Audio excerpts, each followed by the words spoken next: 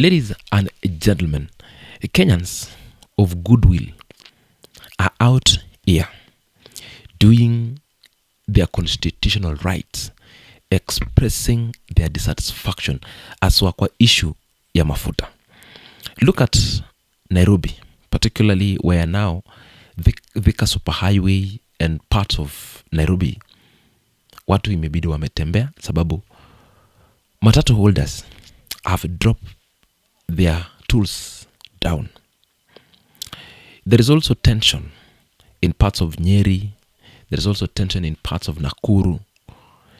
And the thing is, the government lured the so-called leadership of matatu. Remember, kulikuwa na issue wakati kulikuwa na pressure when Murkomen and other CS had to hold those in Nairobi. Na wakapea kitu. We went to Mombasa. Wenye walikuwa Mombasa denied kwamba hata wajui wenye walikuwa Nairobi. That is the country we live. So if we don't stand for ourselves, tufunge hizi barabara, because the country of Kenya gets its revenue as well from trucks, matatu, pikipiki, because those are the biggest consumers of fuel in this country. So to get down our tools, we are now forcing the government to rearrange its fiscal structure of the year. Because hatuwezi teseka hivi, surely. Rigathi Gachagua warned us, katuambia, in few months, mafuta itaongezwa na 40 bob. And it actually came to happen. Iliongezwa na 46 shillings or 42. The government is playing delayed tactics. Sahi, wamereduce kwanza 10 bob, tena wakuja wakareduce another 10 bob. But in reality, and the facts on the ground, is that the putative taxes that are being placed in mafuta is the one that makes us feel this pain, feel the heat of the economic times in this country. The life of Kenya now is unbearable because mahali ulikuwa unatumia 100 shillings to travel, you are now forced to use either 150 or 200. Na hiyo inafinya mimi na wewe because the budget ya Mkenya si kama ya wanasiasa, inaweza kuwa adjusted any time. So we end up suffering. So wherever you are, join hands in calling out the government, because hata kama tutatembea mguu kwa kuchelewa kwa kazi, let it be, sababu it is about me and you. If we don't hold this government at its stake, we are the one to suffer. We are the one to feel the pain. We are the one to cry. So lazima tuambiane ukweli. Sahi Nai wamedeploy makarau mbaya sana along the major streets. From the pictures that are coming up, wamedeploy makarau just to control the crowd if anything happens. And that is the nature of every government. The only problem and the bad problem that we have in Kenya currently is because when we organize a peaceful demo, we find ourselves being infiltrated with people with bad motives. We break into people's shops, people's businesses, and those are Kenyans like me and you. It's only that maybe hata yeye akona situations zenye ilimlazimu afungue kazi. Some we have people in hospitals, some we have children in school, some are paying loan, some want just to make the day end meet, someone want just to provide that 100 shillings kwa mtoto yake. So akupata chance ya kutembea kuja maandamano because mtoto wake alilala njaa usiku, so he needs to provide. That is the difference we have, but we are all feeling the pain that this government has subjected us to.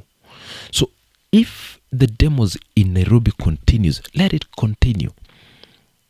We are holding the check and balance of this government, since now everything they do is to loot us, to make sure that we suffer, then go to 2027 wanunue kura. And you know, there is a philosophy, or there is a say that goes that if you want to govern, make people poor.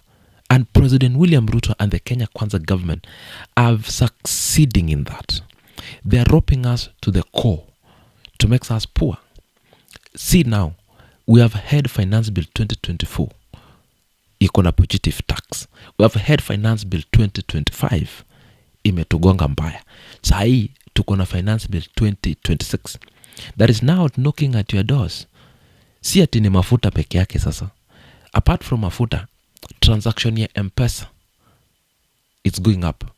Ile fee unalipa ya 500 shillings, 7 shillings might end up going to 10 bob. Ile 20 bob or 28 shillings ya withdraw might now end up going to 30 bob. Because the government of the day has introduced another way of handling those money. So tutaenda sahi cash story na M-Pesa chana nae. Look at the Finance Bill 2026. It's give authority KRA iingie kwa account yako, icheki nani unamtumianga do. Kama unakuanga na side chick, ama unakuanga na side man wako anakuchunganga, kama unakuanga na godfather wako, watapiga hiyo transaction. How do you transact daily? Amekutumia 2000 na amelipanga tax, KRA records akona. So there are a lot of things that we need to enlighten ourselves. As much as kuna hii finance bill, as much as kuna hii demo ya mafuta, we need to take this country to a total lockdown. In fact, bring everything to a total lockdown. Let the country lose those billions a day. Ndio wajue umuhimu ya Mkenya mwenye anaumia kwa ground. Because it is the country we run. Yes, wanasemanga lipa ushuru ujitegemee. But hatuwezi jitegemea when the government is looting us. Tajitegemea aje? So, we need to analyze all these things. If it is demo kwa Nairobi, let's do it. Fanya hata kwenyu. Mfurugana na hii police. They are also humans. It's only that they follow orders. That is the only problem. Because polisi sahi kufika kazi lazima atembea, apite pikipiki, apite gari, apite matatu. Because they have been integrated kuishi na sisi. Long gone the region, the times and eras of Moi, where police used to live in a one camp. Excuse me, because of police reforms, we live with them in our plots. Sahi rent itapanda. Because KRA inakuja kutax landlord. Lazima alipe land rates, lazima alipe plot rates. You see? So, kutakuwa na high prices. Iyo rent analipa, ni sisi pia tunalipa. Despite tunalipa na tax yetu, ni brothers wetu, ni ndugu zetu. But the thing is, we should all be focused. They should allow us time tufanye hii demo pole pole, without no distractions, na tufanye hii peacefully. So that the government of William Ruto can really know that sisi wote we are suffering. Not them. The majority of billionaires in the country, you saw it from the polls. There are less than 1,000 billionaires in Kenya. Less than 1,000 billionaires and millionaires. I think 5,000 millionaires in this country. And less than 1,000 billionaires in a population of 55 million Kenyans. So we are being controlled. So if we didn't wake up, especially the Gen Zs and the young millennials,